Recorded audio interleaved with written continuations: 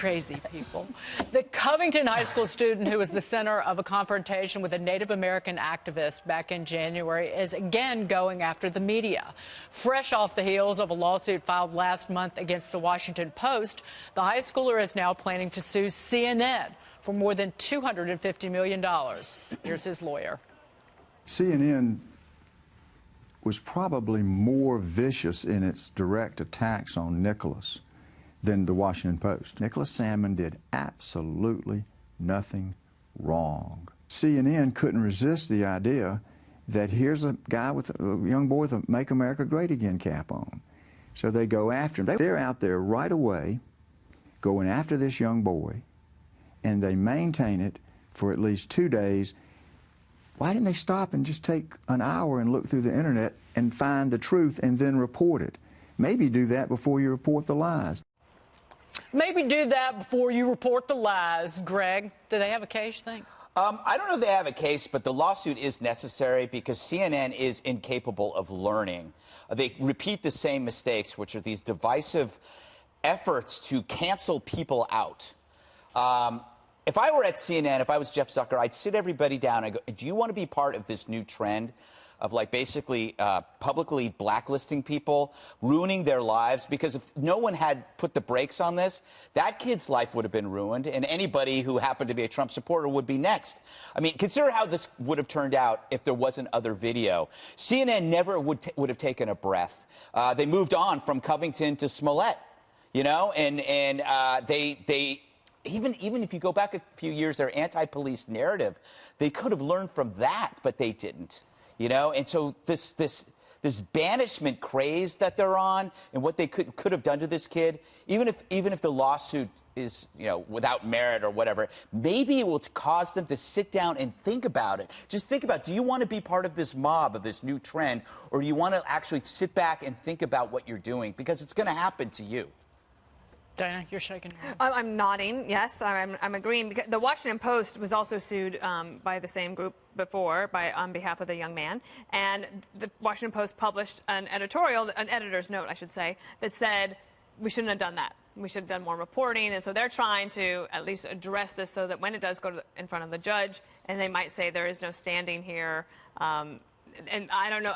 I'm with Greg. I don't know how it will turn out in court, but if they had not filed the lawsuit, nobody would be talking about this story. Exactly. Lawsuits drive coverage and news, and even if they don't get $250 million from CNN or Washington Post or whatever, putting it out there for all of us to talk about is worthwhile.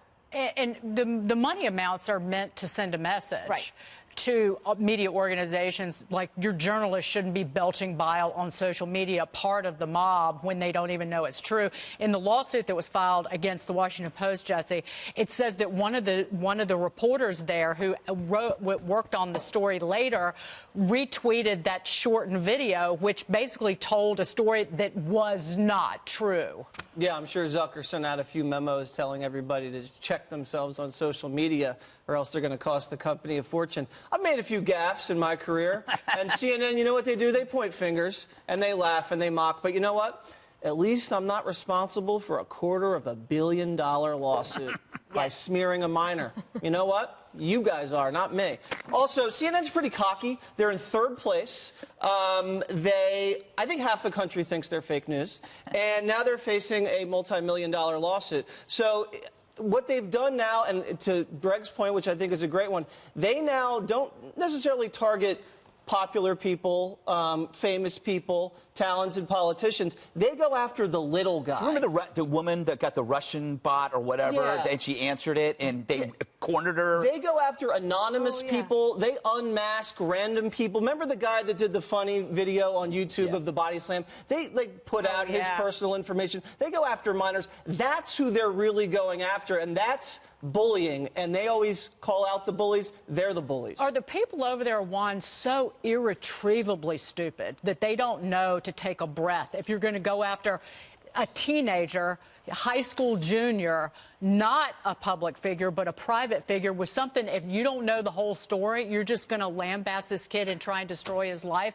Don't they have one breath of a revelation that they shouldn't do that? I just think this is a meritless lawsuit, and I think this kid's being used by the right, and I don't know who this lawyer is, but it sounds to me like there's a gravy train now, Washington Post, CNN. He's become a hero to people who associate this with any media injustice against the far right and against Trump supporters.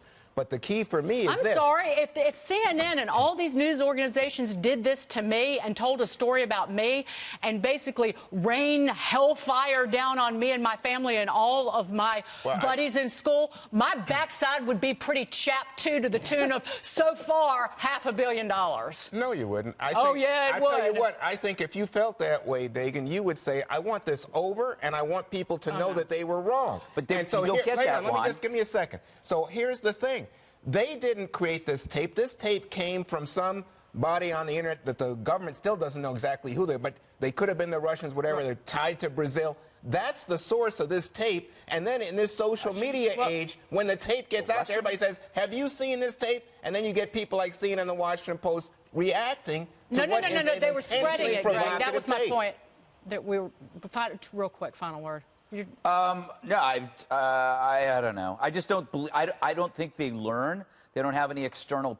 The only external breaks you're going to have are from people like Nick Sandmann. That's the only way. To the point. If you don't do this lawsuit, people stop talking about it and they move on to the next outrage.